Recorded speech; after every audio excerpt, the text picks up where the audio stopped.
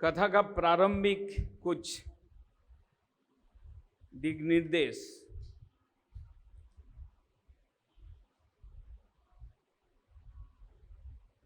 गौड़ीय संप्रदाय में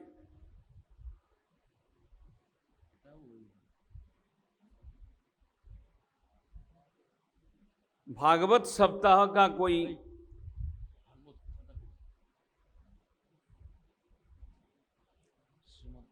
विचार नहीं है। आज किया जा रहा है जो सुखदेव जी परीक्षित महाराज को 7 दिन सुनाया था, वास्तव में उस तिथि को हम लोग पालन कर रहे हैं। वास्तव में गौड़ीय संप्रदाय में रोज भागवत सुनो, ये सिद्धांत है। भागवत कथा भगवान कृष्ण के चरित कथा 7 दिन नहीं,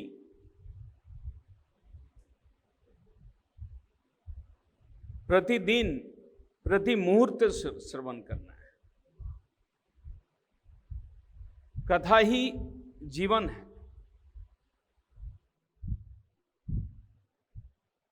नवदा भक्ति के अंदर सबसे पहले जो बात आता है, प्रहलाद महाराज ने भागवत में आता है, जो प्रहलाद महाराज को जब उनका पिताजी ने पूछा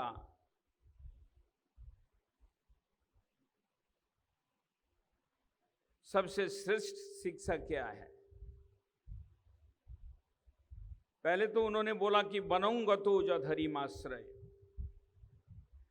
दूसरा बार आए और कुछ दिन पढ़ाकर जब दूसरे बार पिताजी उनसे पूछते क्या उत्तम शिक्षा किए, उन्होंने कहते हैं श्रवणं कीर्तनं विष्णु स्मरणं पाद सेवनम। नवदा भक्ति के अंदर प्रथम कथा सुनो। बिना साधु के मुंह से, बिना गुरु के मुंह से हरि कथा सुने तुम्हारा शुद्ध भक्ति में प्रवेश, शुद्ध भक्ति में आग्रह, शुद्ध भक्ति में तुम्हारा रुचि नहीं आ सकता।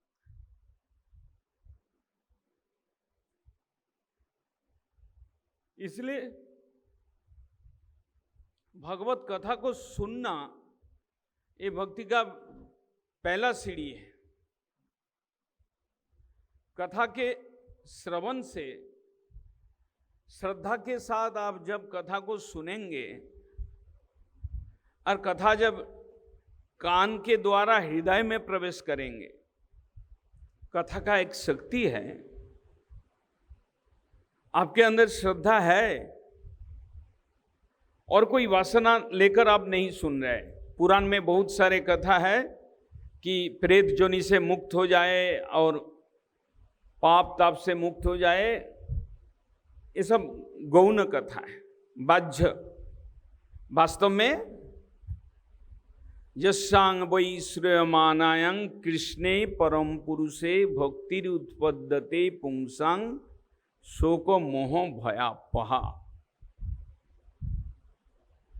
भागवत में ऐसा वर्णन है कि जिस कथा को श्रवण करने से कृष्णे परम पुरुषे भक्तिरुत्पद्यते, भगवान कृष्ण के चरण में आपका विशुद्ध भक्ति प्रकट होगा, उत्पद्यते, उत्पन्न होगा। शोक मोह और भय ये जाएगा। ये श्रवण क्रिया का एक बाह्य फल है। वास्तव फल, मुख्य फल हरि में प्रीति हो, हरि भक्ति आपको। अतः हम लोग भक्ति कामी होकर भक्ति लाभ करने हेतु हम यदि बैठे सुने, बड़ा उत्तम होगा। और कथा श्रवण करने का वास्तव फल सबको प्रभावित करेगा और कथा बोलने वाले को दिल में भी बड़ा आनंद आएगा।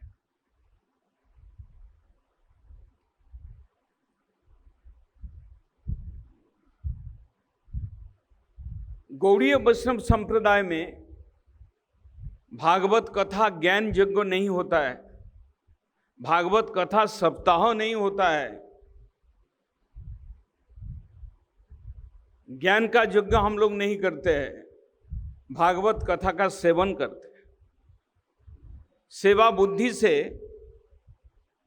हाथ से सेवा होता है हरि सेवा, पैर से सेवा होता है परिक्रमा लगाओ, कान से सेवा होता है भगवान का कथा रस पान करते जाओ, ये भी एक सेवा है।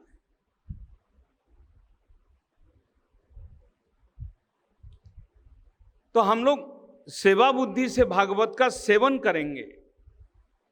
ग्रंथराज भागवत विराजमान, हम लोग 7 दिन श्रद्धा सहित भागवत का सेवन करेंगे, सम्मान करेंगे, प्रणाम करेंगे, आरती करेंगे, उनका कथा को आदर के साथ भीतर में प्रवेश कराएंगे, बैठाएंगे, मनन करेंगे।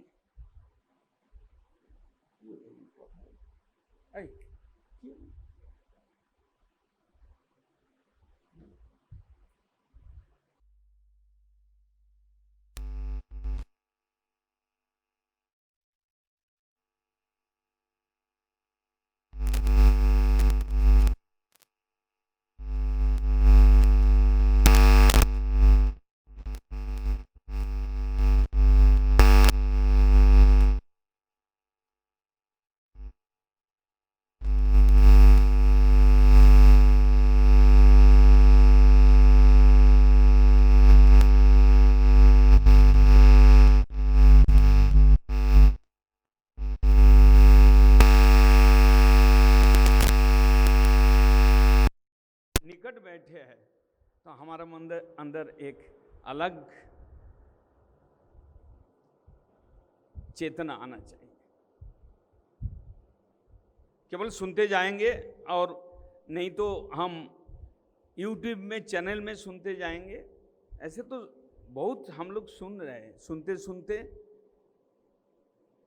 आपका फायदा तब है आप भक्ति जीवन शुरू किए, आप भक्ति में अग्रसर हुए, आप भक्ति लाभ करते हुए जीवन को सार्थक बना दिया, तब तो आपका भगवत कथा का श्रवण ठीक हुआ। हम कथा का प्रारंभ में ये भी बताएंगे कि भागवत कथा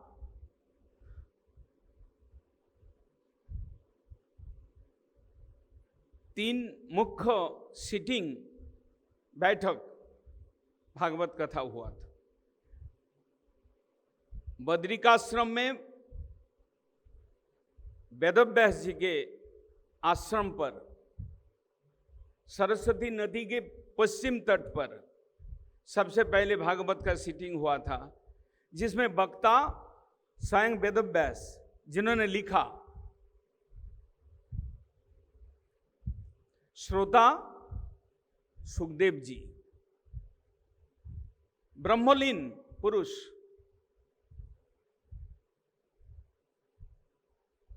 लेकिन भाग्यवश ऐसा हुआ, जिनके पास सुनने के लिए बैठे वो स्वयं अपना पिता है। जन्म लेने के पश्चात दौड़कर जंगल में प्रवेश किए थे सुखदेव जी।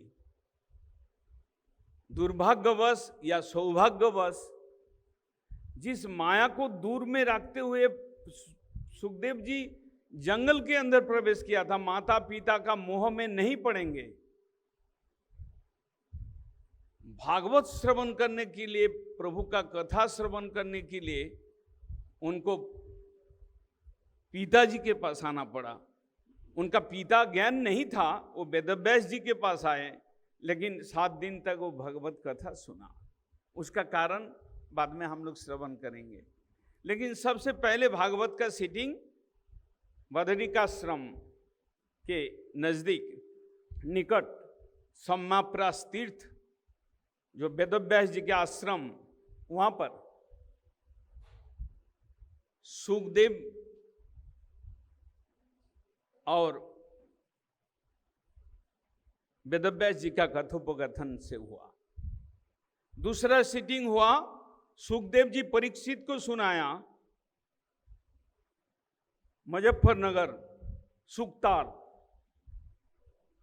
हमारा ख्याल से यूपी के अंदर है, दिल्ली से ज्यादा दूर नहीं है, दिल्ली से हरिद्वार जाते समय पड़ता है सुकताल, सुकरतली। वहां पर सुखदेव परीक्षित महाराज को सुनाया था, उनके साथ में और ऋषि मुनि, देश के नागरिक बहुत सारे थे। तीसरा सीटिंग हुआ था ये नैमिषारण्य में, जहां पर सूत गोस्वामी, जिन्होंने सुखदेव जी के सभा में भी बैठकर सुन रहे थे, उन्होंने 60,000 ऋषियों के सामने यहाँ पर नैमिषारण्य में भागवत कथा सुनाया। और इस तरह से आज धरती पर हजारों लाखों भागवत कथा का बैठक चल रहा है।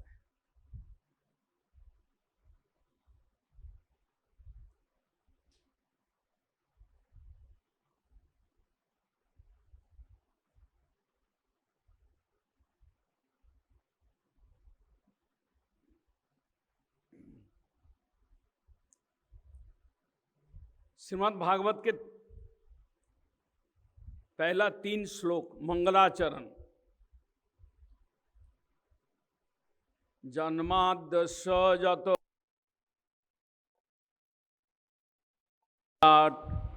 तेने ब्रह्महृदाजादि कवये मुह्यन्ति यत्सूरय।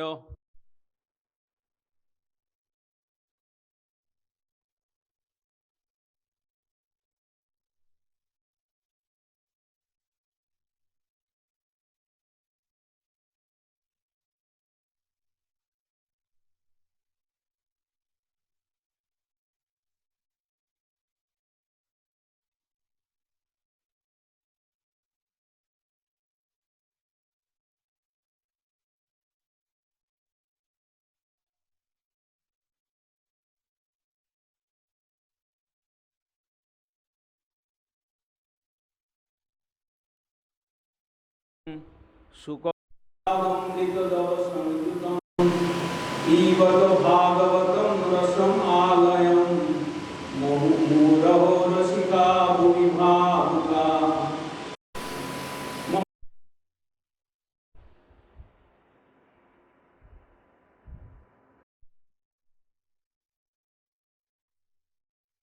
हम ध्यान करने जा रहे हैं, किनका कथा हम बोलने जा रहे हैं? स्वयं परमेश्वर कृष्ण, सत्यम परम धीमहि। सत्य वस्तु पर वस्तु को मैं ध्यान करता हूं। भागवत का मंगलाचरण वस्तु का निर्देश दे रहा है। हम इस संसार में किसका ध्यान करते हैं? ध्यान का वस्तु कितना प्रकार की, लेकिन शास्त्र कहते, भागवत कहते, सत्य वस्तु परम सत्य वस्तु को ध्यान करो, जिनसे ये सृष्टि स्थिति प्रलय हो रहा है। जन्माद्यस्य जतो अन्याद इतरतश्च अर्थेषु अभिज्ञ सराट। जो सृष्टि कार्य में पूरा जिनका जानकारी है, अर्थेषु अभिज्ञ, जो सराट स्वतंत्र तत्व है। तेजो बारी मृदांग जथा विनिमय जत्तो तिसर्गम ऋषा। माटी, जल, अग्नि, ये तीनों का विनिमय में कितना ये विश्व का सृष्टि हुआ। सृष्टि को देखने में सत्य लगता है लेकिन मिथ्या, देखने में मिथ्या लगता है लेकिन सत्य। ईश्वर के अवस्थान हेतु मिट्टी का बनाया हुआ चीज भी सत्य है। मेरा बॉडी पंचभूत से बना, लेकिन मैं सत्य हूं कैसे? मेरे अंदर ईश्वर विराजमान है, सत्य जैसा प्रतीत होता हूं। और सत्य होते हुए भी मैं मिथ्या हूं, मेरे को ज्यादा दिन नहीं रहना है, ये शरीर का विनाश है, सृष्टि का विनाश है। सत्य होते हुए भी मिथ्या है, झूठ। ऐसा जो भगवान, जिन्होंने सृष्टि स्थिति लय के मूल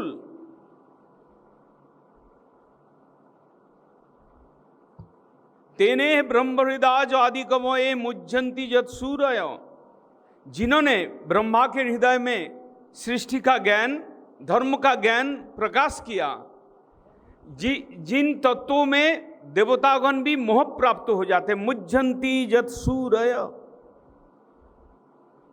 हम तो क्या है, मनुष्य क्या है, देवतागण भी जिनके बारे में, जिनको समझने में मुज्जंती मोह प्राप्त होते हैं, ऐसा वस्तु तंग सत्यम परं धीमहि, ऐसा सत्य वस्तु, पर वस्तु को हम लोग ध्यान करते हैं। ये भगवान का ध्यान, प्रणाम। दूसरा श्लोक में उनका धर्मों के बारे में बोल रहा है, भागवत में जो धर्म का वर्णन है उसके बारे में बोल रहा है। धर्म प्रज्झित कोई तो वत्र परमो निर्मोत्सरणांग सताम। कितना प्रकार की धर्मों, देह धर्म, समाज धर्म, परिवार धर्म, राजविद्या का धर्म, पुराणों में कितना प्रकार का धर्म वर्णन है। भागवत उन सभी से थोड़ा सा अलग है। कैसे अलग है? भागवत में ऐसा एक धर्म का वर्णन है जिसमें कोई माया का प्रवेश नहीं।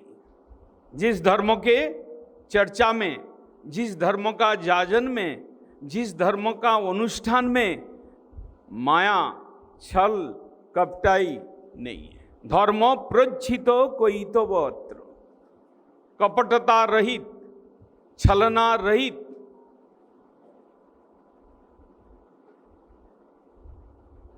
छलना रहित। हमारा भागवत धर्म छोड़कर जितना धर्म है उसमें छलना है, उसमें सकाम भाव है। धर्म के बाहरी रूप एक है और अंदर का रूप और है। लेकिन भागवत धर्म, भक्ति धर्म निष्काम, भागवत धर्म निर्मल, भागवत धर्म भगवान के तोषण पर धर्म है। इसमें कोई छलना का प्रवेश नहीं है, स्थान नहीं है। धर्म प्रज्झित गईतव अत्र परमो निर्मोत्सरणांग सताम। ये निर्मल साधुओं के धर्म है, जिनका गद्दी है, जिनका टाइटल है महंत, महामंडलेश्वर, जगत गुरु, ये सब टाइटल है। ये टाइटल रहित धर्म भागवत धर्म निर्मत्स्य साधु का धर्म है। शरणागति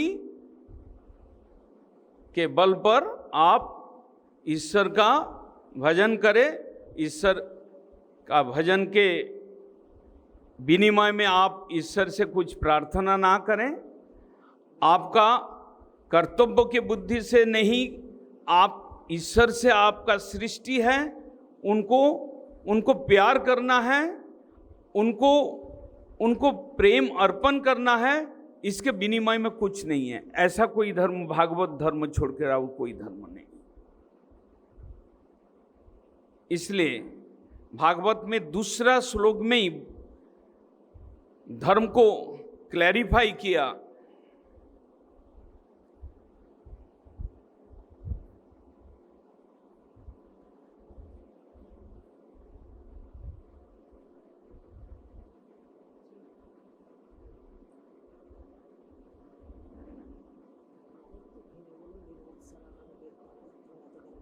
तो बेसी बोलले তাহলে 7 দিনে তো 7 বেলা হচ্ছে, তো 14 বেলা তো নেই।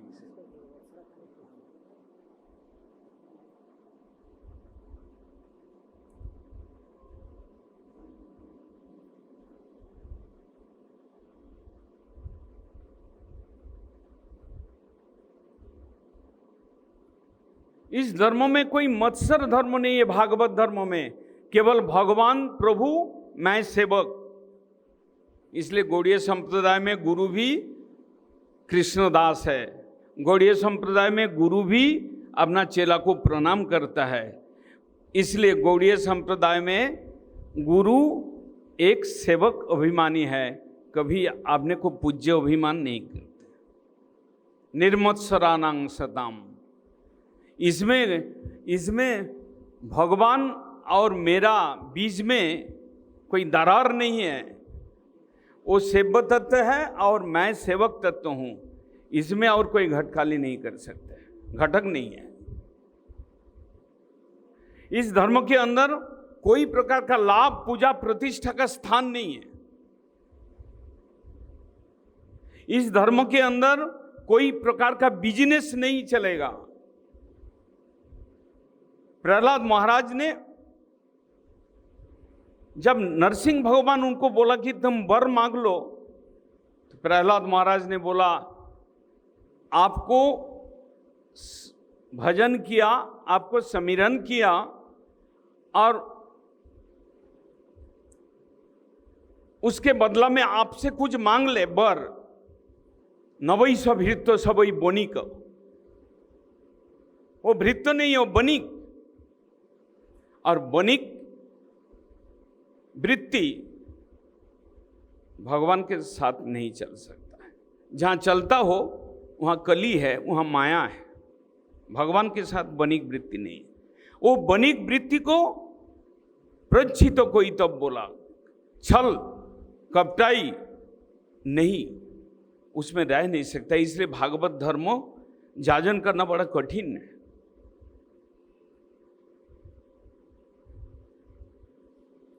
वेदं वास्तव अत्र वस्तुम, भागवत धर्म में मेन विषय भगवान कृष्ण, वास्तव वस्तु, अवास्तव वस्तु नहीं। और अभिनश्वर, कोई विनश्वर वस्तु है उसका चर्चा नहीं इस धर्म में। जो सच्चिदानंद घन तत्व है उनके बारे में। धर्म सच्चिदानंद वस्तु केंद्रित। धर्म यदि शरीर केंद्रित हो, धर्म यदि कमाने का इच्छा से हो, धर्म यदि मेरा पार्थिव सुख शांति के लिए हो, तो कैतव धर्म है।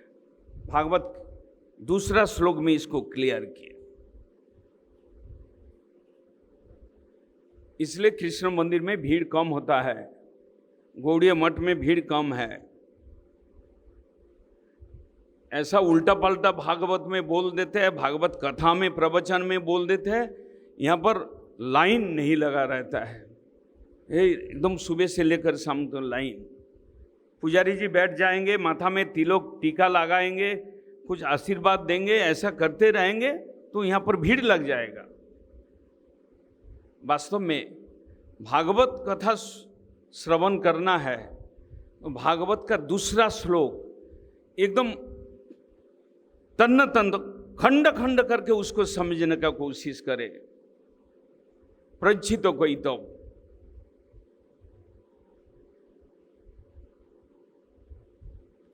ऐसा अगर धर्म आप जाजन करेंगे, उसका फल भी बता दिया इसी श्लोक में।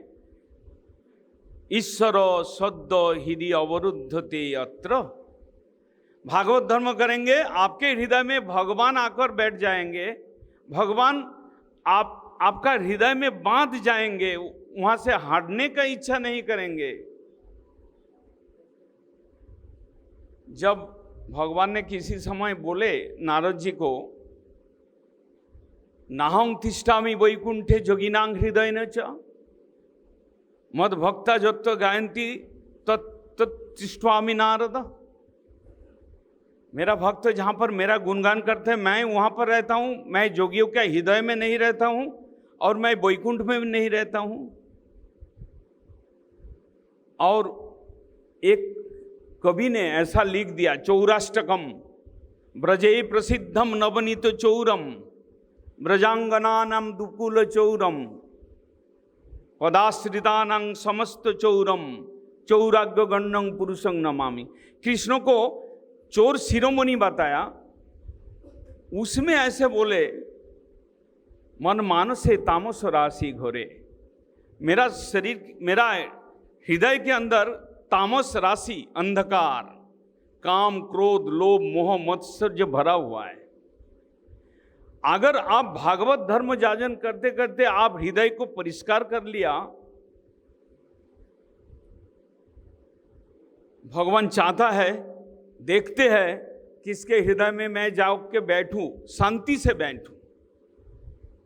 भगवान कहते हैं इस संसार में ज्यादा से ज्यादा भक्त तो मेरे को शांति में बैठने नहीं देता है। हम किसी के पास चले जाते हैं, ये ले आओ, वो ले आओ, ये ले आओ, मेरा लड़का का नौकरी दो, लड़की का शादी करा दो, व्यापार ठीक नहीं चल रहा, ऐसे मांगते रहते हैं। तो भगवान उधर नहीं रहते, भाग जाते, क्योंकि परेशान कर देगा।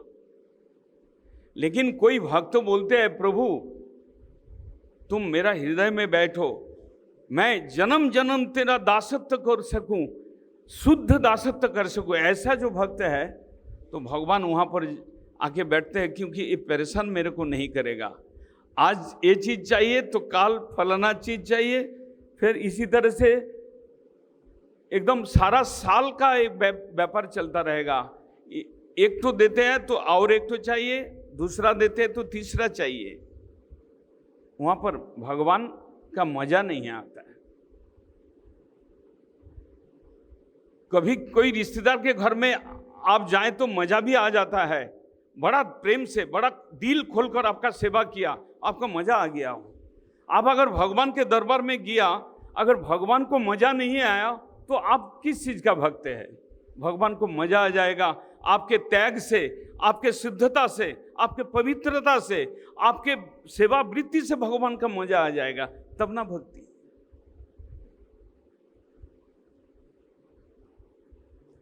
भागवत धर्म ऐसा है जहां पर हरि को संतुष्ट करना है, अपना संतोष के लिए कोई 1% भी सोचना नहीं।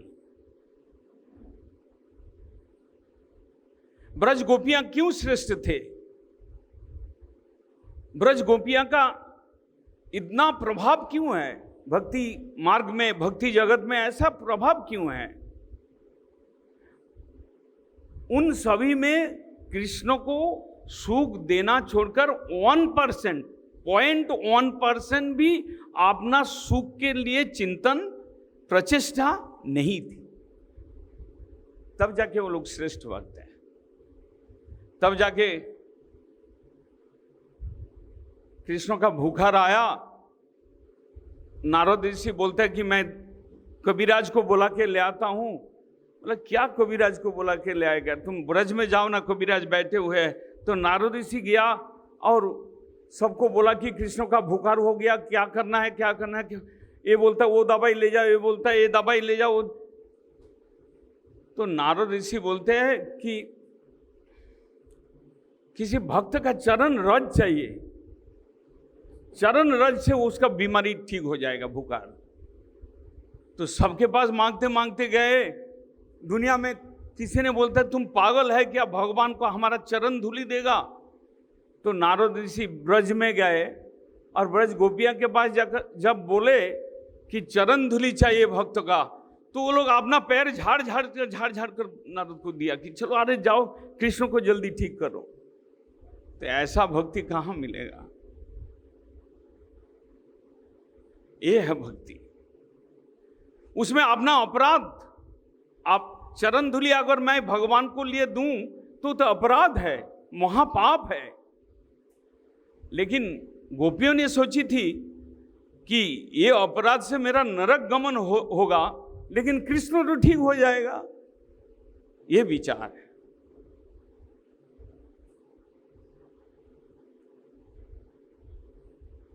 तो इसलिए भागवत श्रवण करने के लिए बैठने से, आप लोग में ऐसा भी भक्त है लाखों लोगों का पैंडल में बैठकर भागवत सुने हैं, और सन्यासी महाराज से आप क्या सुनेंगे? वही गाली देते रहेंगे सुबह से लेकर शाम तक। हम लोग का जीवन चरित्र ऐसा बना, हम लोग का भक्ति में ऐसा रुचि आया कि हम लोग शुरू से शरणागति के बल पर शुद्ध सेवा भावना से हम लोग आए और हम लोग का जीवन धन्य हो गया। यदि आप लोग के मन में, आप लोग के कर्णों से कोई कथा बैठ जाए, शुद्ध भक्ति में आप लोग का रुचि हो जाए, तो हमारा भागवत बोलना सार्थक हो जाए। तीसरा श्लोक में बोल रहे हैं, मंगलाचरण का तीसरा श्लोक, निगमो कल्पतरोर गलितं फलम। दो प्रकार के शास्त्र है, एक आगम शास्त्र है, एक निगम शास्त्र है।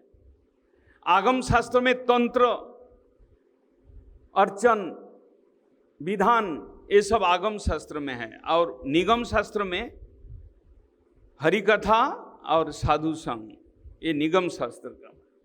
इसलिए भागवत धर्म में ज़्यादा यज्ञ, पूजा, अर्चना का विधान नहीं है। भागवत धर्म में शांति से बैठ के कान को भगवान को दे दो।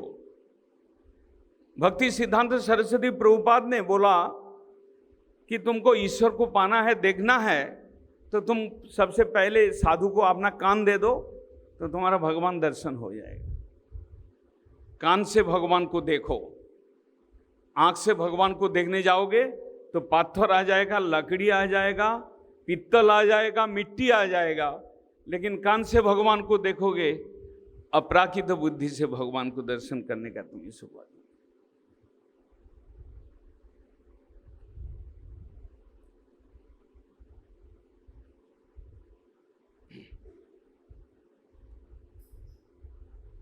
निगम कल्पतरोर गलितं फलम।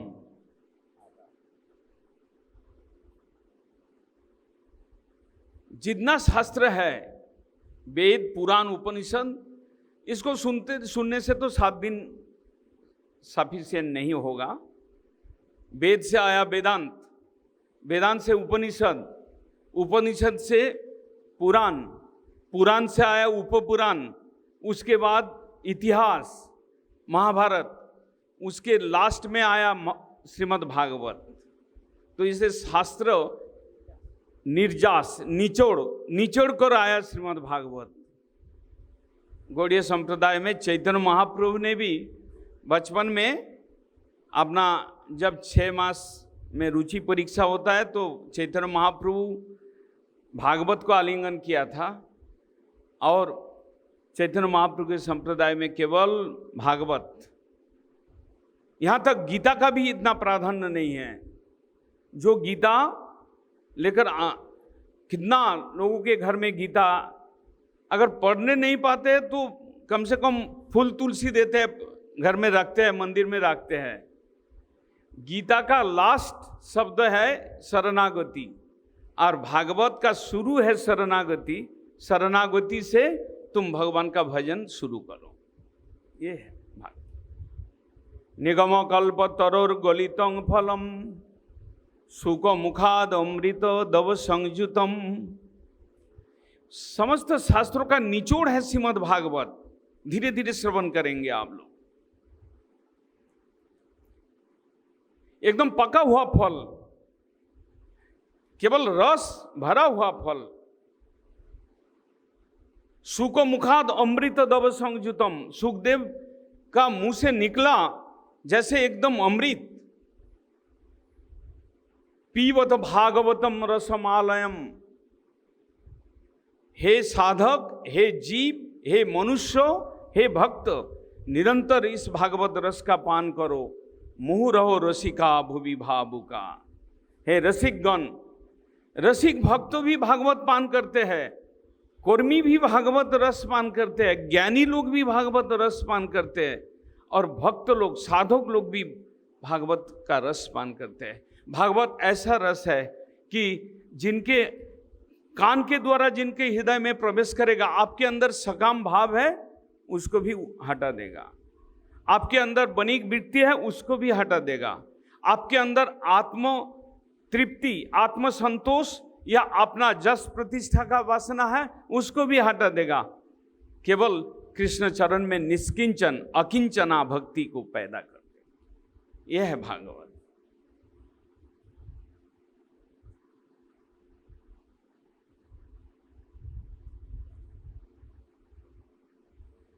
भागवत का पहला स्कंद में सूतो सौनक संवाद। भागवत और कुछ नहीं है, गुरु शिष्य संवाद। कोई प्रश्न करता है और गुरु उनको उत्तर देते हैं। सौनक ऋषि प्रश्न लेकर आया और सूत गोस्वामी नैमिषारण्य में उनको उत्तर दिया, वही श्रीमद् भागवत। फिर कथा प्रसंग में वो ले आते हैं, सुखदेव जी परीक्षित महाराज से क्या प्रश्न सुना था और सुखदेव जी क्या उत्तर दिया था, उसी को सुनाएंगे। ऐसे घुमा फिराकर गुरु शिष्य संवाद, यही श्रीमद् भागवत है। श्रीमद् भागवत का सृष्टि का कथा ये भागवत का पहला स्कंद में आता है, मैं बाद में आपको बताते हैं। लेकिन कथा का प्रारंभ होता है कि 60,000 ऋषि, उनके अंदर मुख्य रूप से सौनक ऋषि, उन्होंने सूत गोस्वामी जी को प्रश्न किया, 6 प्रश्न किया कि आत्यंतिक श्रेय क्या है, किससे आत्म प्रसन्नता मिलता है, 2। तीसरा है भगवान का जशक कथा, भगवान का अवतार कथा, भगवान का चरित कथा, लीला कथा। और जैसे ही कृष्ण द्वापर युग के अंत में इस संसार छोड़कर चले गए तो धर्मों कहां पर आश्रित रहे। धर्मो सदा कृष्ण सधामोपगते धर्म ज्ञानादि सह कलौ नष्ट दृशामेशो पुराणार्को धुनोदितो। कलियुग द्वापर युग का अंत कब हुआ? जब कृष्ण ये संसार छोड़ दिया, उस दिन द्वापर युग का अंत हुआ और कलियुग का प्रवृत्ति हुआ। ये 6 प्रश्न। आत्यंतिक श्रेय क्या है, कैसे आत्मा का प्रसन्नता होता है, हम संसार में क्या चाहते हैं, हमको रोटी मिल जाए, कपड़ा मिल जाए और रहने का जगह मिल जाए, घर, रोटी, कपड़ा और मकान, बस हम संतुष्ट हैं। और पूरा काल में ऐसे प्रश्न होता था, आत्मा का प्रसन्नता कैसे होगा, देह का प्रसन्नता नहीं। अगर देह का प्रसन्नता का बारे में पूछना है तो भागवत के पास जाना नहीं पड़ेगा, भागवत वक्ता के पास जाना नहीं पड़ेगा। कोई पंडित जी मंदिर में बैठा है, उनसे पूछने से होगा लड़की का शादी कैसे होगा और हमारा पति का बीमारी कैसे जाएगा, किसी पंडित से पूछने से हो जाएगा। लेकिन भागवत बोलते हैं कि आत्यंतिक श्रेय क्या है। श्रेय मतलब जिससे हमारा कल्याण हो, वास्तव कल्याण हो। हम तो जानते हैं मेरे को पैसा अधिक मिल जाए तो मेरा कल्याण हो जाएगा, लेकिन ये सब बात आज का कॉन्सेप्ट है, कलियुग का कॉन्सेप्ट है, मूर्खों का कॉन्सेप्ट है। वास्तव में श्रेय क्या चीज है, वास्तव में हमारा मंगल कैसे होगा और आत्मा कैसे प्रसन्न तो होगा। मन प्रसन्न हो, देह प्रसन्न हो, हम खुश है, हमारा परिवार प्रसन्न हो, हम खुश है। कभी भी हमारा अंदर ये प्रश्न नहीं आता है कि मेरा आत्मा का प्रसन्नता कैसे होगा। भागवत वहां से शुरू होता है कि तुम्हारा आत्मा प्रसन्न कैसे हो। 6 प्रश्न किया, उसके अंदर ये सबसे पहला प्रश्न और श्रेष्ठ प्रश्न है कि किससे मेरा आत्मा का प्रसन्नता होगा, आत्म प्रसन्नता।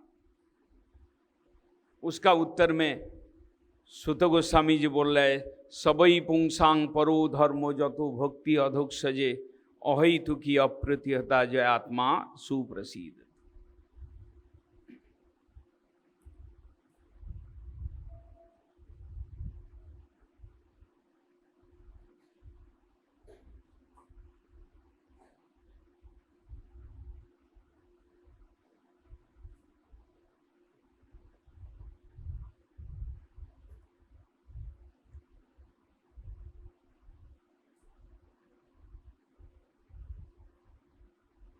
श्रेय क्या है, मंगल क्या कैसे होगा। परोधर्म का जाजन कीजिए, परोधर्मो ईश्वर में भक्ति, अचला भक्ति, शुद्धा भक्ति, अहेतुकी भक्ति, अकिंचना भक्ति, अकाम भक्ति।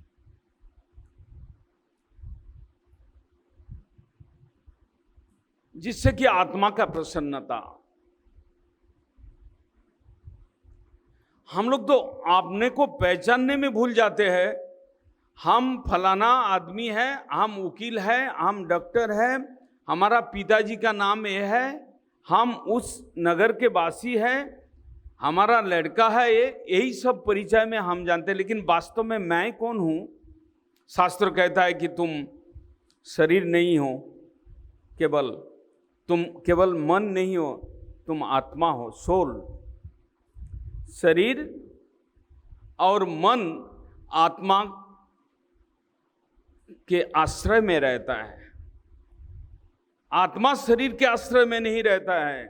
आत्मा चेतन सत्ता है, उसको हम देख नहीं पाते हैं, इतना सूक्ष्म है। गीता पढ़ते हैं तो उसमें देखिए, ममई वंश जीवों के जीवो भूतो सनातन। कृष्ण बोल रहा है अर्जुन, ये जितना जीव है सनातन है, ये भी मरते नहीं है, ये मेरा ही अंश है। हम लोग तो बोलते हैं हाय हाय मर जाएंगे, हाय हाय करते रहते हैं, लेकिन वास्तव में आत्मा का मृत्यु नहीं है। आत्मा ईश्वर के अंश है। आत्मा ही मैं हूँ। और आत्मा के साथ जो दो चीज है, एक बुनियान है, एक केमिज है। हमारा स्थूल शरीर है, ये पांचों भौतिक शरीर, रक्त मांस हड्डी से बना हुआ। और हमारा एक सूक्ष्म शरीर है, वो मन बुद्धि अहंकार। ये दो शरीर लेकर आत्मा संसार में विराज कर रहे हैं। जिस दिन आत्मकल्याण, जिस दिन आत्मचेतना आ जाएगा, हम स्थूल और सूक्ष्म शरीर से मुक्त होकर हम ईश्वर की सेवा में पहुंच सकते हैं, मुक्त हो सकते हैं।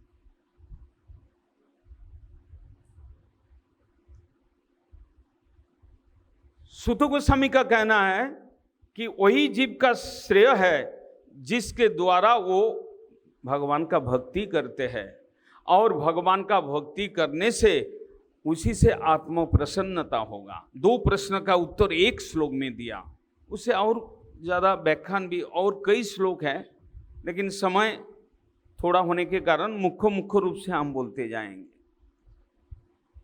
पूरा भागवत, दूसरा तीसरा जितना द्वादश स्कंदात्मक भागवत है, भागवत द्वादश स्कंद है, और भागवत भगवान का विग्रह है, मूर्ति है। श्री कृष्ण परिवर्तित, कृष्ण अपना रूप को बदलकर शास्त्रों के रूप में आए। इसलिए देखिएगा कि सिख संप्रदाय में गुरु ग्रंथ साहिब, ग्रंथ गुरु है, ग्रंथ भगवान।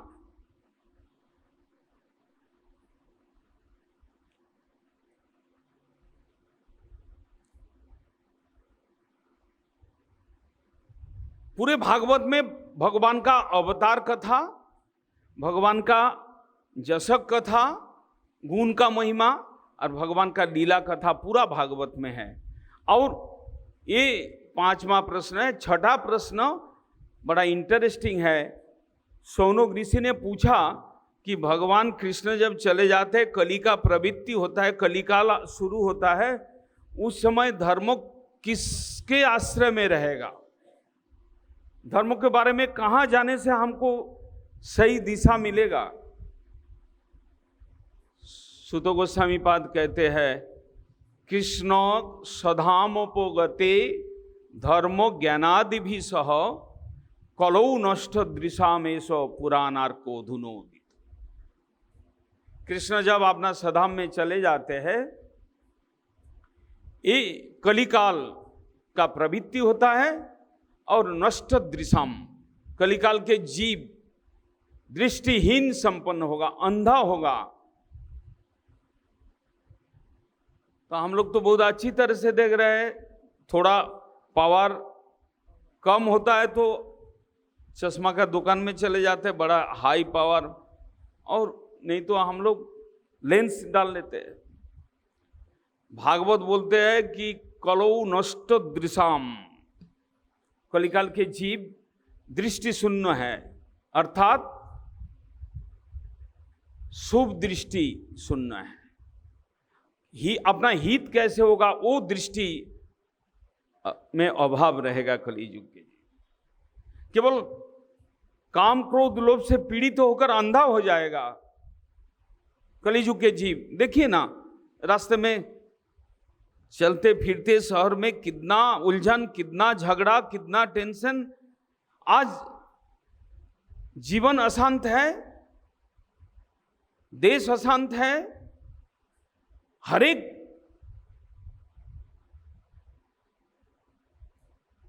जगह पर अशांति है। किस लिए है? कलौ नष्ट दृशाम। बहुत कम आदमी के शुभ दृष्टि रहेगा, बहुत कम आदमी के अंदर विवेक युक्त दृष्टि रहेगा। अविवेकी, अविवेक जिसके अंदर विवेक नहीं हो, वो आंख में चाहे कितना ही देखे, शुभ नहीं देखेगा,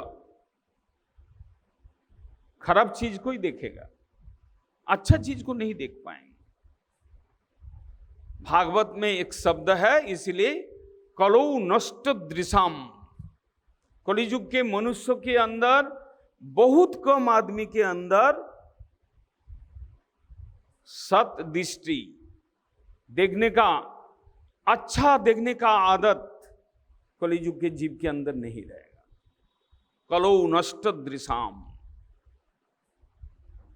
और ऐसा नष्ट दृष्टि संपन्न व्यक्तियों को दिशा दिखाने के लिए, धर्मों की ओर खींचने के लिए, धर्मों को ओर आकर्षण करने के लिए भागवत का सृष्टि होगा। जैसे ही कृष्ण चले जाएंगे, ऐसे ही पुराणार्कोधुनोदितो, पुराण रूप सूर्य उदित होगा, जो कि दृष्टिहीन असत दृष्टि संपन्न जीवों को धर्म का दिशा दिखाएगा। इसलिए तो भागवत का इतना प्रचार है कलियुग में। सुत गोस्वामी पहले ही बोल दिया कि धर्म भागवत में आश्रित रहेगा। दृष्टिहीन अथवा कुदृष्टि संपन्न मनुष्य को दिशा दिखाएगा। वास्तव धर्म क्या है, वास्तव मनुष्यत्व क्या है, वास्तव जीवन क्या है, जीवन का सर्वश्रेष्ठ प्राप्ति क्या है, भागवत दिखाएगा। कलौ नष्ट दृशाम एषो पुराणार्कोधुनोदितो। आप तो शिव पुराण पढ़ेंगे, आप तो बराह पुराण कथा सुनेंगे।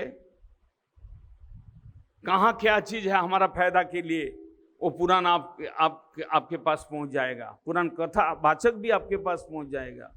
क्यों?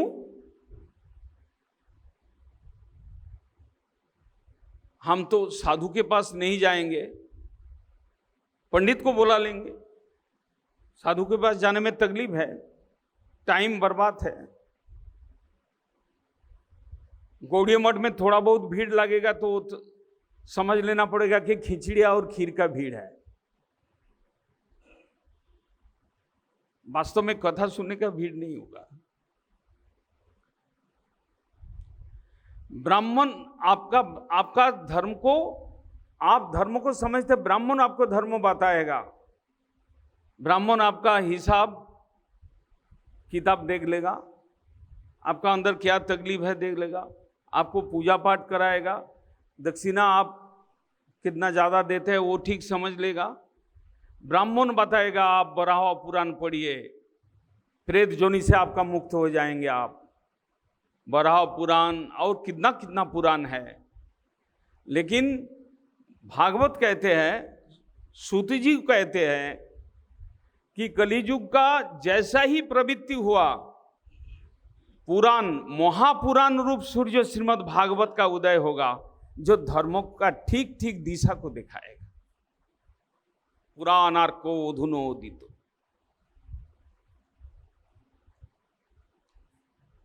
वास्तव में जीव आज भ्रमित है, वास्तव में हम लोग भ्रमित है। समाज व्यवस्था आज छिन्न भिन्न हो चुका है, हो रहा है। उसी में समाज बंधन या परिवार के प्रेम बंधन में जो भी जहाँ पर दिखाई पड़ रहा है थोड़ा बहुत, जहाँ पर भागवत धर्म का प्रभाव है, जहाँ पर भक्ति शुद्ध भक्ति जहाँ पर स्थिति है, वहीं पर थोड़ा प्रेम, वहाँ पर थोड़ा शांति, वहाँ पर थोड़ा वातावरण अच्छा दिखाई पड़ता है। नहीं तो हम कितना फिर रहे हैं, कितना पीछे पीछे फिर रहा है। हम गीता पढ़ते हैं, गीता में भगवान ने बोल दिया कृष्ण अर्जुन को, कामो इस्तो हिता ज्ञाना प्रपद्यन्ते अन्न देवता, एकदम श्लोक कृष्ण बोल दिया, मेरा मंदिर में नहीं आकर दूसरा मंदिर में यदि भीड़ देखो तो समझ लेना वहां पर काम है, मांगने का आदमी ज्यादा है। कामो इस्तो हित ज्ञाना, कामना चालित होकर ज्ञान को खो दिया, इसलिए वहां पर भीड़ लगाया। कहां पर डोर बांध रहे, कहां पर नारियल तोड़ रहे हैं, कहां क्या कुछ नहीं हो रहा है। गीता में उसका प्रमाण है, कामो हित ज्ञाना प्रपद्यन्ते अन्न देवता। आप तो बोलेंगे कि गुरुजी आप तो कृष्ण भक्त है इसलिए आप ऐसे ही निंदा करते रहेंगे। निंदा को कोई बात नहीं है, ये कृष्ण स्वयं गीता में बोल दिया है, जिस गीता को हम सम्मान करते हैं कि मेरा मंदिर में भीड़ नहीं होगा कलियुग में। देवी का मंदिर में, देवी पूजन में, और जो एस्ट्रोलॉजर है उनके दरबार में ज्यादा भीड़ होगा।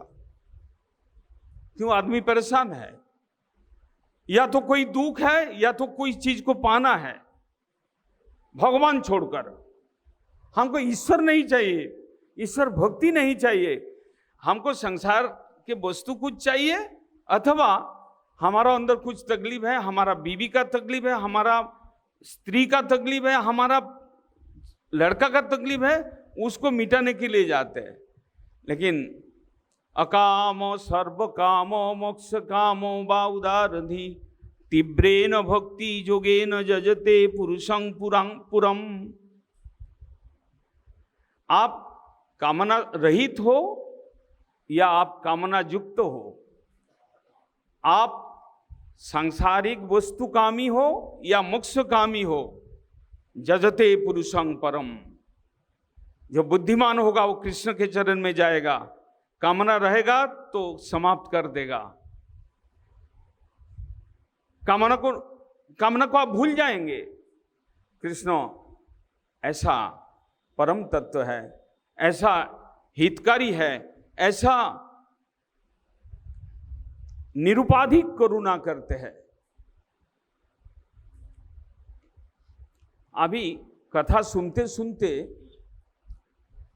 सौनकादि ऋषिगण सुत गोस्वामी को एक प्रश्न पूछ लिया, अच्छा महाराज जी, कौन युग में भागवत का सृष्टि हुआ?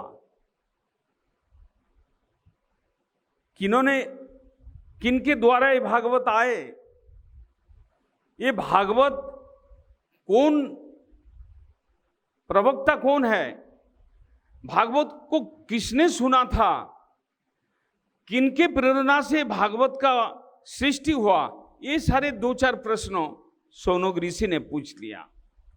उसमें भागवत का पहला स्कंद समाप्त होता है कि जब सुत गोस्वामी जी कहने लगते हैं कि भागवत कैसे सृष्टि हुआ। सृष्टि से ही मालूम पड़ जाएगा भागवत का महिमा क्या है, भागवत का चमत्कारिता क्या है।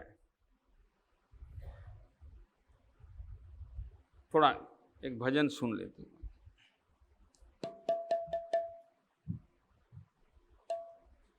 मिलता हरि कीर्तन गंगा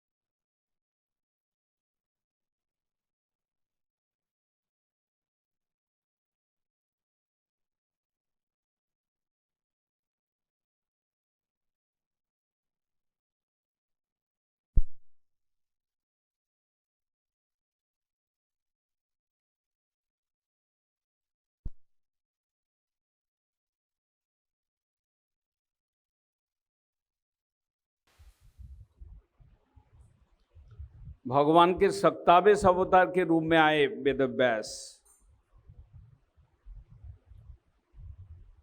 कृष्ण द्वैपायन वेदव्यास।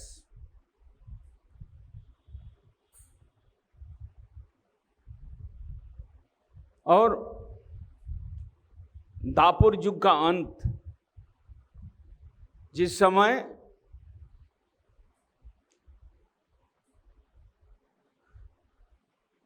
सृष्टि का आदि में भगवान नारायण ब्रह्मा को वेदवाणी उपदेश किया था। स्रोतोधारा में ब्रह्मा के बाद ब्रह्मा उस वेदवाणी को धारण किया, फिर उसके बाद उन्होंने अपना पुत्र नारद को दिया, फिर नारद से वेदव्यास को मिला। वेदव्यास जी वेद का रचना किए। वेदव्यास जी स्वयं भगवान के अवतार है, वरना कोई मनुष्य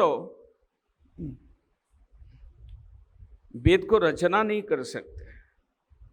भगवान के तत्वों के बारे में, भगवान के विषय में, धर्मों के बारे में भगवान ही प्रकाश कर सकते हैं, मनुष्य नहीं प्रकाश करते।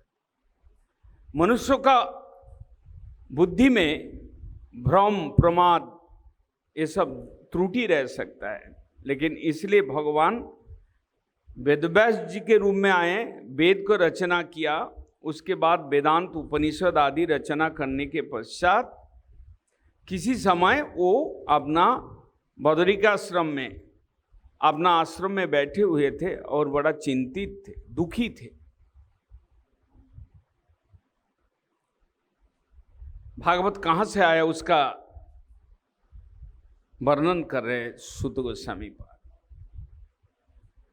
बड़ा दुखी होकर बैठे हुए थे। एक दिन पेड़ के नीचे अपना आश्रम में बैठे हुए थे, सोच रहे थे कि हम जीव कल्याण के लिए वेद रचना किया, वेद का विभाजन किया, वेदांत, उपनिषद, पुराण रचना किया, लेकिन फिर भी हमारा मन में शांति नहीं है।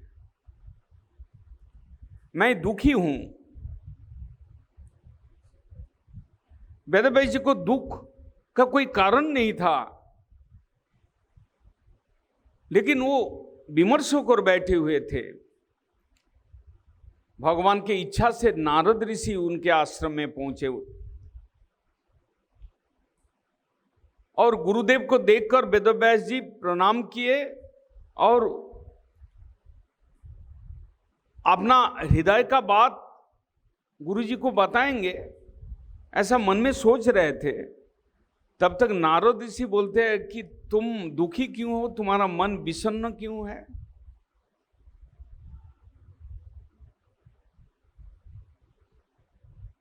तुम्हारा जितना तुम शास्त्र रचना किया, विधि दिया, विधान दिया, सब कुछ जीव कल्याण के लिए, जीव को शांति पहुंचाने के लिए, वो सब ग्रंथ लिखने के पश्चात यदि तुम दुखी रहोगे तो तुम्हारा ग्रंथ पढ़कर वो लोग को सुख कैसे मिलेगा? नारद जी पूछा।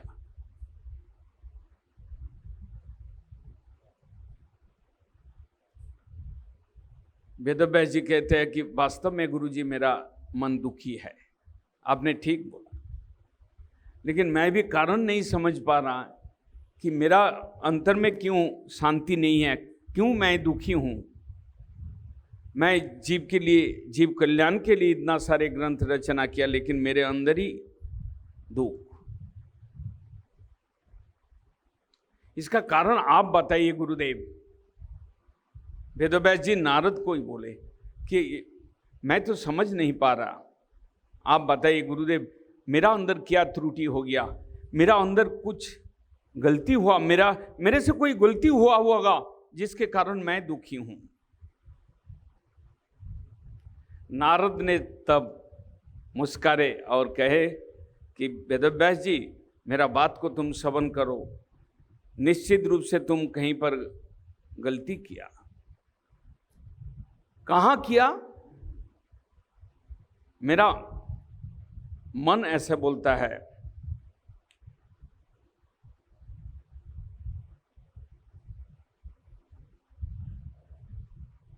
यथा धर्मादयस्य अर्था मुनिवर्जानुकीर्तिता न तथा वासुदेवस्य महिमा ही अनुवर्णिता।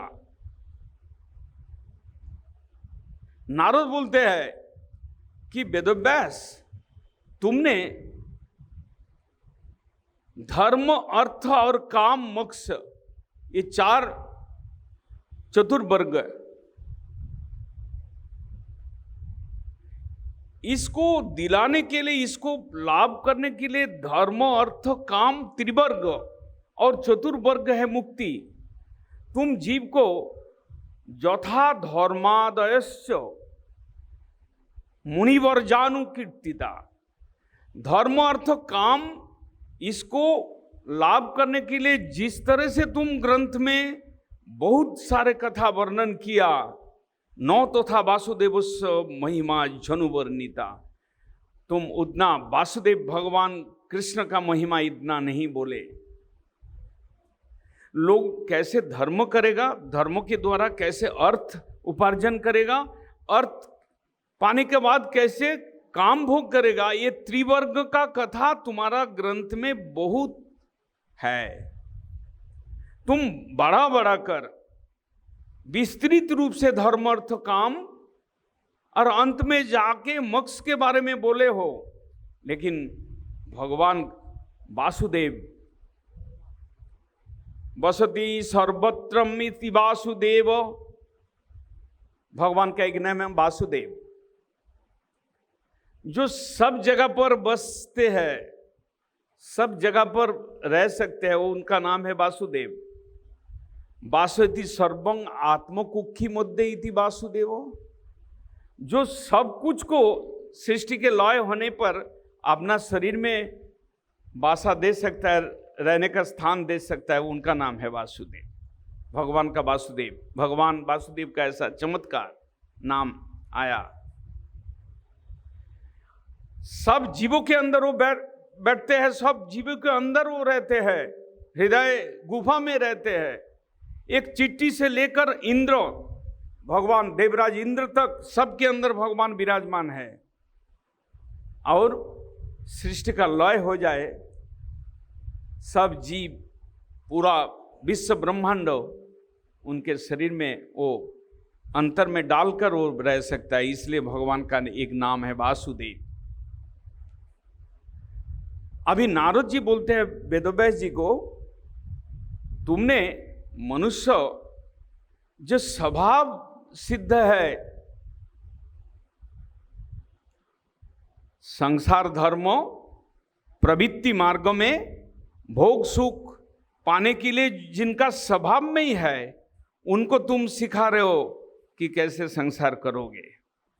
उनके लिए कई शास्त्र में तुम वर्णन किया है, कैसे संसार धर्म होगा, कैसे अर्थ कमा सकते हो, कैसे काम भोग कर सकते हो। इसमें आप बहुत सारे ग्रंथ लिख लिया, लेकिन वासुदेव का महिमा, कृष्ण कथा तुम विशेष रूप से वर्णन नहीं किया, और उससे जीवों का जो कष्ट है संसार में प्रवृत्ति मार्ग में सब लोग ऑटोमेटिक चलता रहेगा, उसके लिए बहुत सारे विधि विधान दिया तुमने। लेकिन जो भक्ति मार्ग में नहीं जा सकते, भक्ति मार्ग का जो सहज पथ है भगवान को पाने के लिए, डायरेक्ट मार्ग है, उस भक्ति मार्ग को लिए तुमने कोई ऐसा कोई ग्रंथ नहीं रचना किया जिसमें मनुष्य पढ़े सुने और साक्षात डायरेक्ट रूप से भगवान के चरण में पहुंच जाए। कर्म मार्ग में घूम घूम के सीढ़ी चढ़ते चढ़ते फिर ज्ञान मार्ग में, फिर योग मार्ग में, फिर जाके भक्ति मार्ग में जाएगा। तुम ऐसा करके शास्त्र में वर्णन दिया, लेकिन डायरेक्ट भक्ति योग, जिससे कि भगवान का कथा सुनते सुनते हृदय काम मुक्त हो जाए, क्रोध मुक्त हो जाए, हृदय निर्मल हो जाए और भगवान के चरण में उनका भक्ति उत्पन्न हो जाए, ऐसा कोई शास्त्र तुमने नहीं लिखा। और उससे जीवों का कष्ट है, संसार भोगते भोगते निवृत्त होकर कष्ट पाकर कोई कोई जीव कई जन्म के बाद वो सोचता है कि हम यहाँ पर इतना कष्ट क्यों भोग रहे हैं। भगवान सुख स्वरूप है, उनका भजन करना ही हमारा उचित है। इतना देर बाद वो समझ रहे हैं कि भगवान का भजन करना चाहिए। तुम ऐसा एक ग्रंथ लिखो कि जिससे कि शुरू से ही मनुष्य, चाहे बाल है, चाहे वृद्ध हो, चाहे स्त्री हो, चाहे पुरुष हो, चाहे गृहस्थ हो, चाहे वानप्रस्थी हो, शुरू से ही ऐसा संस्कार उनको मिले। उस ग्रंथ को पढ़ के ऐसा भक्ति का संस्कार मिले जो कि डायरेक्ट रूप से भगवान के लोक में चले जाए और नित्य धाम में चले जाए, उनका कष्ट का लाघव हो जाए। 50 जन्म 84 लाख जानी जोनी भ्रमण ना करना पड़े। 84 लाख जोनी भ्रमण करते करते तुम उनको भगवान का भक्ति सिखाओगे। और शुरू से ही बचपन से ध्रुव महाराज भक्त बन गए, बचपन से ही प्रहलाद महाराज भक्त बन गए। कैसे भक्त बने आप लोग को मालूम है, धीरे धीरे सुनेंगे।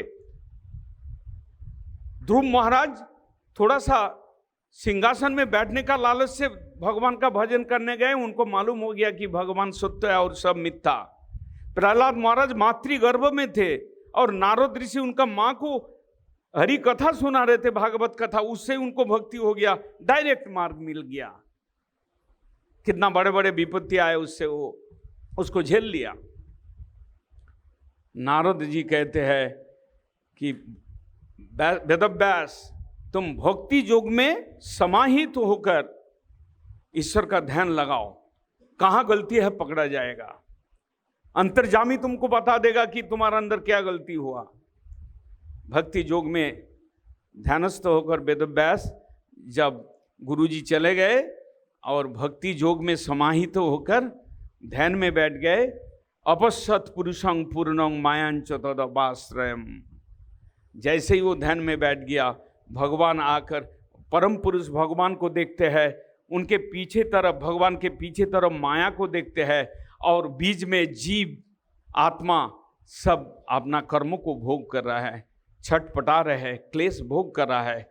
वेदव्यास जी ने देखा, भगवान ने उनको बोला कि तुम शुरू से ही जीव को संस्कार दो, ऐसा एक ग्रंथ लिखो, भक्ति मार्गी के लिए एक ग्रंथ लिखो, डायरेक्ट भक्ति योग का वर्णन हो ऐसा ग्रंथ लिखो, जिसमें छोटा उम्र से ही कोई अगर उस ग्रंथ का चर्चा में पड़ जाए तो उसको डायरेक्ट भक्ति योग मिल जाएगा। इस संसार में नाना जोनी उनको भ्रमण ना करना नहीं पड़ेगा, तो तुम्हारा आत्म कल्याण होगा, तुम्हारा आत्म प्रसन्नता होगा। वेदव्यास जी नारद ऋषि के कहने पर भक्ति योग में समाहित होकर कृष्ण को देखा, माया को देखा और जीव आत्माओं को देखा, कैसे भगवान को बिछड़कर वो इस संसार में कष्ट पा रहे हैं, प्रवृत्ति मार्गों में कैसे दुख भोग रहे हैं, दुख झेल रहे हैं। इसको देखकर वेदव्यास जी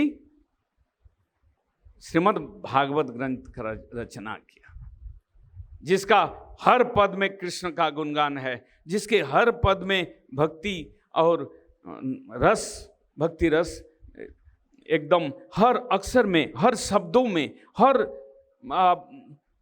श्लोक में भक्ति रस डाल दिया है वेदव्यास जी।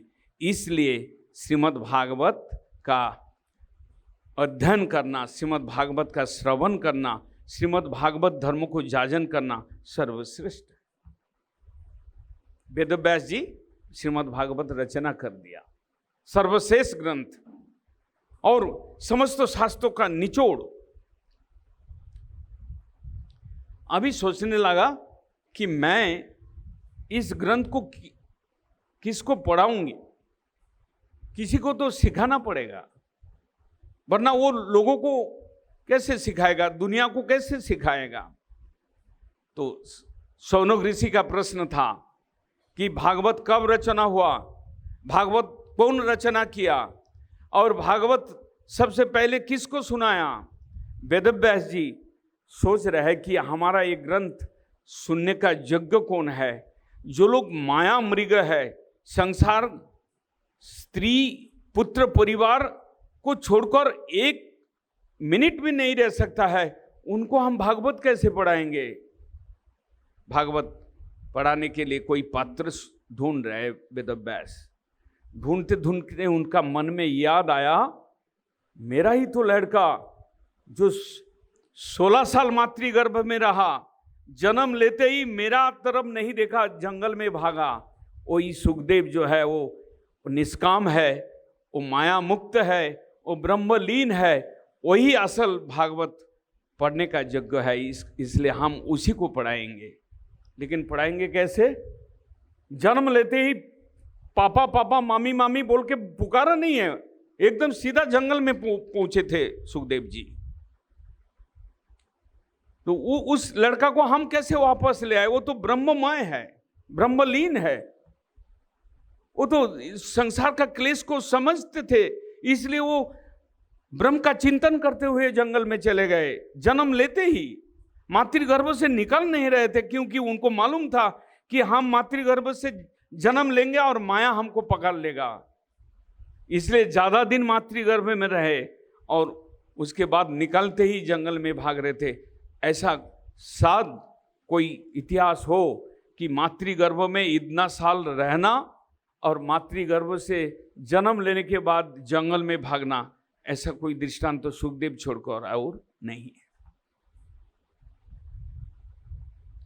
वेदव्यास जी मन में चिंतन कर रहे, उस लड़का को हम कैसे भागवत पढ़ाएं?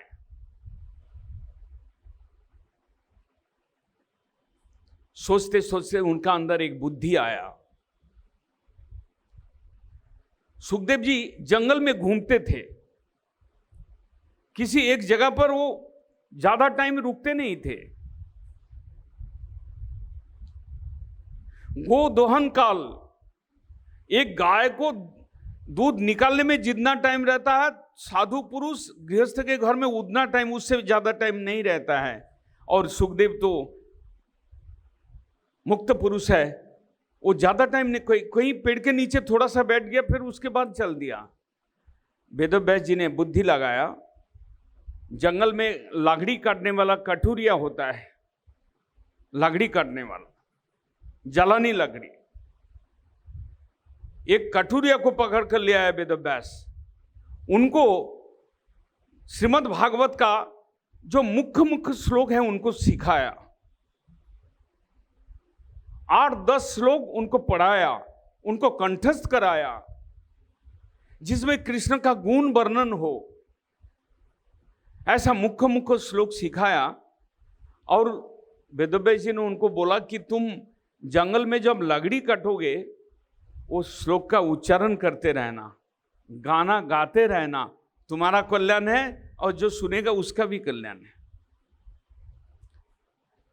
किसी समय वो श्लोक का उच्चारण कर रहे हैं और सुखदेव जी बगल से जा रहे थे, कान में आया, ऐसा सुंदर ब्रह्म के गुण है। निर्गुण का जब गुण है वो है कृष्ण, निर्गुण ब्रह्म है। ब्रह्म कोई वास्तव में कोई मूर्ति नहीं है, ब्रह्म निराकार है। इसलिए है कि भगवान के शरीर के ज्योति अंग, लाइट, इफाल्जेंस, उसको ब्रह्म बोलते हैं। वास्तव में ब्रह्म का अलग अस्तित्व तो नहीं है, कृष्ण का ही शरीर का जो ज्योति है उसी को ब्रह्म कहते हैं ज्ञानी लोग। लेकिन ज्ञानी लोग को मालूम नहीं है कि ब्रह्म के निर्गुण वस्तु का भी गुण है। वेदव्यास जी को मालूम था कि भगवान निर्गुण वस्तु का गुण है, वो अपना कठुरिया को सिखा दिया। जैसे ही सुखदेव के कान में आया, सुखदेव रुक गए और वो कठुरिया को पूछते हैं कि मैं तो निर्गुण वस्तु में निष्ठा प्राप्त हूं, मेरा चित्त को भी आकर्षण कर रहा है तुम्हारा ये गाना तुम कहां से सीखा?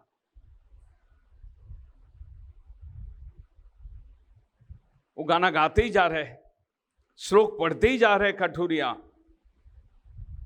जैसे ही सुखदेव जी बोला, अरे तुम क्या मेरा बात पर क्यों नहीं ध्यान दे रहे हो? तो बोला, बताओ कि तुम्हारा ये जो गाना है कहां से सीखा? ये गाना तो इस सृष्टि में नहीं दिखाई पड़ता है। सृष्टि में तो गाना है अपना लड़की का गाना, अपना लड़का का गाना, अपना गाना, अपना पुत्र को गाना, अपना जस प्रतिष्ठा का गाना है। लेकिन ये कोई दूसरा गाना गा रहे हो तुम। निर्गुण वस्तु भगवान, उनका गाना वो गा रहे थे श्लोक में। उससे आकृष्ट होकर सुखदेव जी बोला कि तुम ये गाना कहाँ से सीखा? बोला मैं एक साधु से सीखा, एक ऋषि। तो बोला कि मेरे को ले चलो वहाँ पर। तो बोला कि काठुरिया बोला कि आओ मेरा साथ। वो चलते चलते चलते थे तो वहीं पहुँच गया वेदव्यास का आश्रम, बदरिकाश्रम, उनका पिताजी के पास। जन्म लेते ही जिसको छोड़कर भागा, वहीं पर वो सुखदेव जी वहाँ पर पहुँच गया। यह है भागवत। अगर श्रद्धा से सुना जाए भागवत, रोज सुना जाए, भगवान में प्रेम उत्पन्न होगा। आपके हृदय के अंदर काम, क्रोध, लोभ, मोह, मद, जितना शत्रु है वो भागेगा ऑटोमेटिक, अगर श्रद्धा से आप सुने।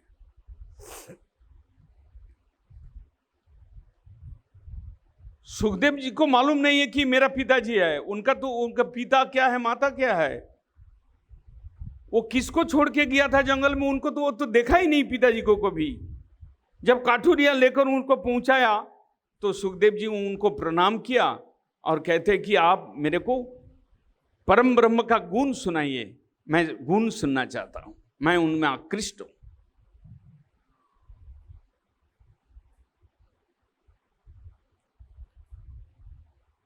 जगतगुरु भक्ति सिद्धांत सरस्वती प्रभुपाद, जिन्होंने गौड़ीय मठ का प्रतिष्ठा किया, उन्होंने किसी समय कहते थे इस दुनिया में कोई चीज का अभाव नहीं है, दारिद्र्य नहीं है, एकमात्र दारिद्र्य है कि भगवान का कथा में रुचि, कृष्ण कथा का अभाव है, और कोई चीज का अभाव नहीं है संसार में।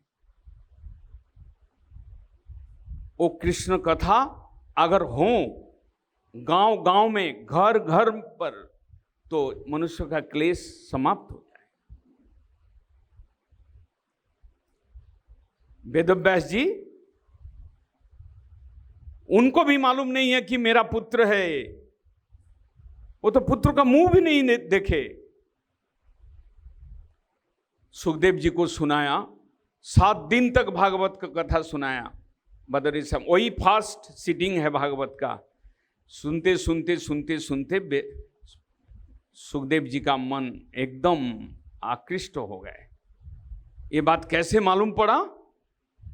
दूसरा स्कंद के कथा में आएगा, जब सुखदेव जी परीक्षित महाराज, शापभ्रष्ट परीक्षित महाराज को 7 दिन कथा सुना रहे थे, उस समय उन्होंने स्वयं प्रकाश किया कि परिनिष्ठित विनोर्गुण ने उत्तम श्लोक को लिया, गृहीत चेता राजर्षि आख्यानम जदितमान। मैं निर्गुण वस्तु ब्रह्म में लीन था, लेकिन निर्गुण का जो गुण है उसमें आकृष्ट होकर, जिस कारण मैं माया छोड़कर मैं जन्म लेते ही भाग गए थे, भगवान का गुण सुनने के लिए मेरा पिताजी के पास ही मेरे को जाना पड़ा था। ये बात बाद में खुलासा किया। तो शौनक ऋषि का प्रश्न था कि किसने भागवत सृष्टि किया, कब सृष्टि किया, कैसे सृष्टि किया, और सबसे पहले भागवत किसको सुनाया था? अपना लड़का परीक्षित महाराज को, अपना लड़का सुखदेव जी को सुनाया था। किस परिस्थिति में सुनाया था उसका वर्णन पहला स्कंद में है कि महाभारत का कथा आता है, जब कौरव वंश में सब एक एक करके स्वर्गवास हो रहा था, उसके बाद पंचपांडव के एकमात्र पुत्र जो अर्जुन के पुत्र अभिमन्यु, वो भी चक्रव्यूह में मारा गए, लेकिन उनका स्त्री के गर्भ में परीक्षित महाराज थे, उत्तरा देवी के गर्भ में। पंचपांडव को निर्वंश करने के लिए अश्वत्थामा ब्रह्मास्त्र छोड़े थे उत्तरा देवी के गर्भ को लक्ष्य करते हुए। उस समय उत्तरा देवी भगवान कृष्ण का नाम पुकारे थे कि पाही माम ऐसे करते करते कृष्ण की तरफ दौड़ रहे थे। बाद में भगवान सुदर्शन चक्र से अपना अश्वत्थामा का ब्रह्मास्त्र को छिन्न भिन्न किया और परीक्षित को रक्षा किया। इसी से उनका नाम है परीक्षित।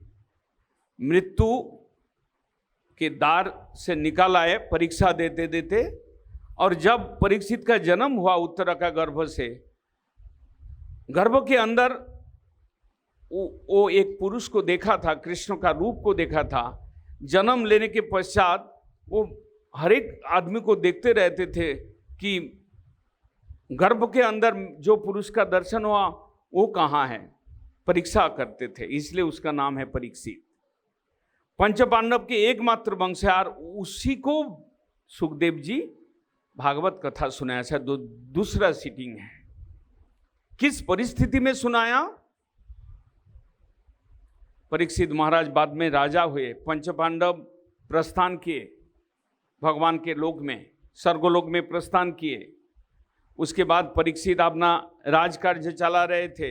परीक्षित के समय ही कली का प्रवेश हुआ।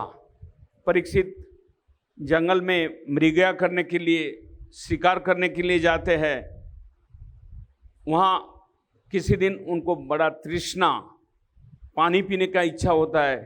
पानी, जंगल में पानी कहाँ मिलेगा, ढूंढते ढूंढते एक ऋषि के आश्रम में जाते हैं, समीक ऋषि के आश्रम में। समीक ऋषि ध्यान मग्न थे, उनसे पानी मांगते हैं परीक्षित महाराज। तो समीक ऋषि ध्यान मग्न होने के कारण उनको पानी नहीं दिया, और परीक्षित महाराज के अंदर क्रोध आया। वो क्रोध भी कली का ही चेला था, मस्तक में मुकुट था परीक्षित महाराज का, उससे उनके क्रोध आया। जो काम कभी नहीं किया उन्होंने कर बैठा। एक मरा हुआ सांप को धनुष के अग्रभाग में उठाकर उस समीक ऋषि उनके गले में डाल दिया, और कुछ देर बाद उनका लड़का जब आया श्रृंगी, देखा कि मेरा पिताजी के गले पर मरा हुआ सांप। लड़का लोग बोला कि एक राजा आया था और उसने ये तुम्हारा पिताजी को ऐसे असम्मान किया।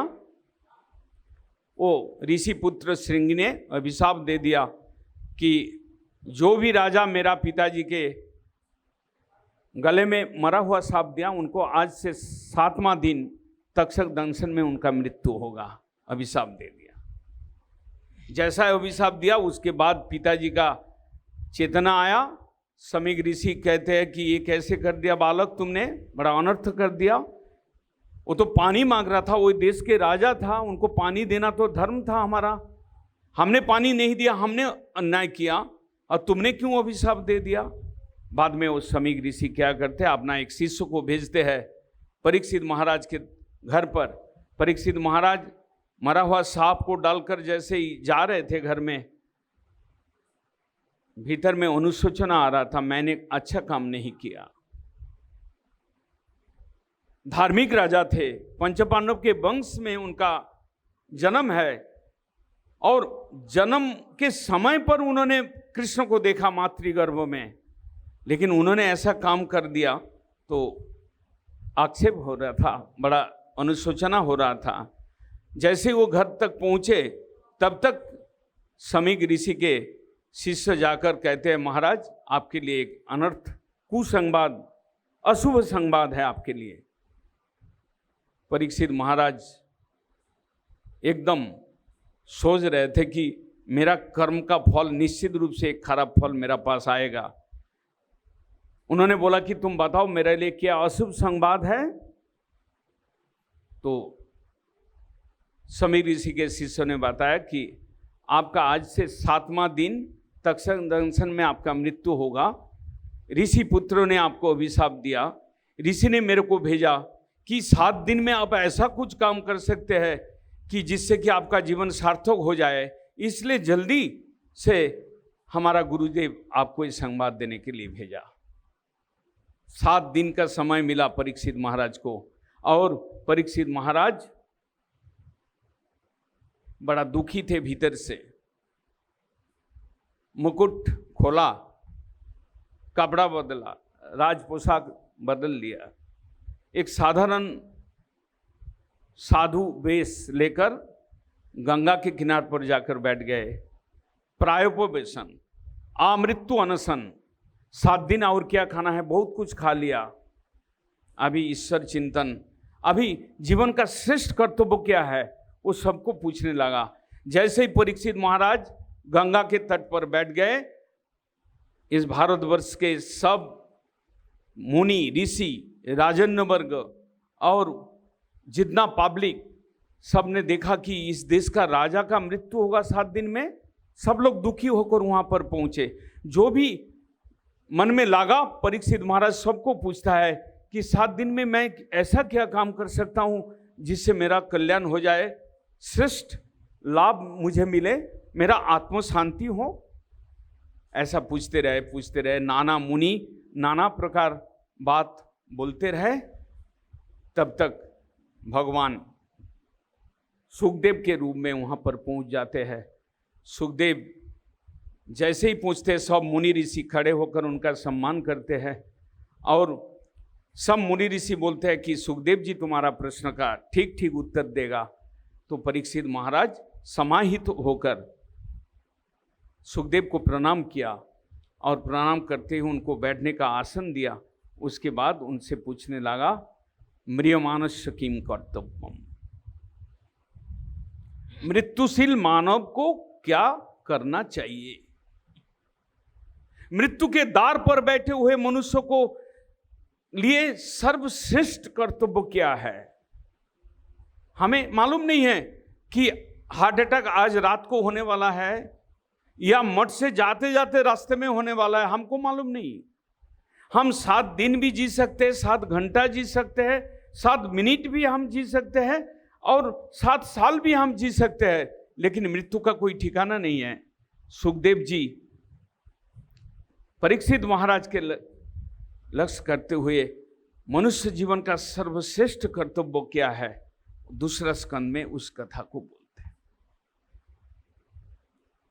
दूसरा स्कंद में अभी सुख परीक्षित संवाद, सुखदेव जी का प्रश्न है, म्रियमानस्य दत्कार्यम, मृत्युशील मानव का क्या श्रेष्ठ कर्तव्य है। आहार निद्रा भय मैथुन, हम ये 4 काम में डूबे हुए हैं। आहार निद्रा भय मैथुन अंचम सामान्यमेतं पशु भी नरानाम, धर्म ही तेषां अधिको विशेषो धर्मेन हीना पशु भी समाना। किसी महापुरुष ने लिखा है कि 4 काम हम लोग करते हैं, खाना खाना, निद्रा जाना, रक्षा करने के लिए व्यवस्था करना संपत्ति को, और काम भोग करना। ये 4 काम वास्तव में पशु में और हमारा में कोई अंतर नहीं है। मैं मनुष्य है, कोई हम डिग्री ले चुका है, कोई हम धनी घर में जन्म लिया है, किसी का अंदर रूप बड़ा अच्छा है, लेकिन एक पशु और एक मनुष्य, 4 चीज उनके अंदर कॉमन है, खाना, रहना, अपना रक्षा करना, सोना और काम भोग करना। ये 4 चीज कॉमन है। लेकिन धर्म ही तेषां अधिको विशेष, धर्म हमारा लिए विशेषता है। एक कीट पतंग, एक पशु, वो धर्म का बारे में उनका ज्ञान नहीं है, लेकिन मनुष्य हम है, हमारा अंदर धर्म चेतना है। हम अच्छा बुरा समझते हैं, किससे हमारा कल्याण होगा, किससे हमारा हानि होगा, वो बुद्धि हमारा पास है। इतना होते हुए भी हम अगर अच्छा काम जो पशु करते हैं उससे अच्छा काम नहीं करेंगे तो निश्चित रूप से हम ठग जाएंगे, निश्चित रूप से हम मनुष्य नहीं है, पशु के समान है, शास्त्र कहते हैं। सुखदेव जी से प्रश्न किया परीक्षित महाराज कि मैं मृत्यु के द्वार पर बैठे हैं, आज से 7वां दिन हमारा मृत्यु, हमारा लिखन, विधि का लिखन है, हमारा नियति, हमारा भाग, आज से 7वां दिन। मैं इस देश का राजा हूं और मैं कोई अन्याय काम किया जिसके वजह से मेरा ये शाप मिला मेरे को। आप बताइए गुरुदेव कि मैं अपना मृत्यु के उस पार कैसे जा सकता हूं। मृत्यु के इस पार तो हम लोग हैं, पुनः पुनः आना जाना कर रहे हैं। कर्मों के फल से हम भ्रमण कर रहे हैं कर्म चक्र में, लेकिन हम कभी नहीं सोचा कि उस पर में कैसे जाना है। बहुत कम आदमी सोचते हैं कि हम उस पर में कैसे जा सकते हैं, मृत्यु को कैसे हम जय कर सकते हैं, लांघ सकते हैं, मृत्यु को जय करते हुए हम अमर कैसे बन सकते हैं, ऐसा हम लोग को भी नहीं सोचे। लेकिन परीक्षित महाराज का समय आया था, उन्होंने सोचने में उनको मजबूर किया उनका भाग। परीक्षित महाराज जैसे ही प्रश्न किया, गरीना गरियान ये सोते प्रश्न, सुखदेव जी बोलते हैं तुम्हारा प्रश्न बड़ा उत्तम है। त्रिन पुनाति ही, तीनों आदमी को पवित्र करेगा तुम्हारा प्रश्न। प्रश्न करने वाला, प्रश्न का उत्तर देने वाला और बाकी जो लोग श्रवण करेंगे तीनों का कल्याण है, ऐसा प्रश्न तुमने पूछा। म्रियमानस जत्कार्यम पुरुष ये सर्वथा, पुरुष के लिए, मनुष्य के लिए, मृत्युशील मानव के लिए कौन सा ऐसा कर्म है जिससे कि आप बताएं, जिससे कि हमारा चरम कल्याण हो सके। सुखदेव जी धीरे धीरे उत्तर देने लग रहे हैं और हम लोग आज शुरू हुआ दिन है, ऐसे तो कल से शुरू होना चाहिए, मैं एक दिन पहले शुरू किया, आज संडे था। थोड़ा भूमिका और पहला स्कंद का कथा बोले, कल दूसरा स्कंद और आगे का कथा सुनेंगे हम लोग। यहाँ पर हम अपना वाणी को विराम देते हैं। हरे कृष्ण। आप सभी श्रोताओं को मेरा प्रणाम, धन्यवाद। हरे कृष्ण। बोलो वृंदावन बिहारी लाल की, बोलो सुखदेव गोस्वामी मुकुंद जसोदानंदन कृष्ण गोपाल गोविंद। जसोदानंदन कृष्ण गोपाल गोविंद। अच्युत माधव राम वृंदावन चंद्र। अच्युत माधव राम वृंदावन चंद्र। अच्युत माधव राम वृंदावन चंद्र। अच्युत माधव राम वृंदावन चंद्र। मुरली बदन श्याम गोपी जनानंद। मुरली बदन श्याम गोपी जनानंद। मुरली बदन श्याम गोपी जनानंद। मुरली बदन श्याम गोपी जनानंद। जसोदानंदन कृष्ण गोपाल गोविंद। हरि नंदन कृष्ण गोपाल गोविंद। जसोदानंदन कृष्ण गोपाल गोविंद। जसोदानंदन कृष्ण गोपाल गोविंद। सर्वशास्त्राब्धि पीयूष सर्ववेदिक सत्फल सर्वसिद्धांत रत्नाढ्य सर्वलोकैक दिक्प्रद सर्वभागवत प्राण श्रीमद्भागवत प्रभो कलिध्वान्तो उदितो आदित्य श्री कृष्ण परिवर्तिते परमानंद पाठायन अति निचोच्चताकर नमो कदाचिन् मां प्रेम्नार्थ हरे कृष्णा कृष्णा कृष्णा हरे हरे हरे राम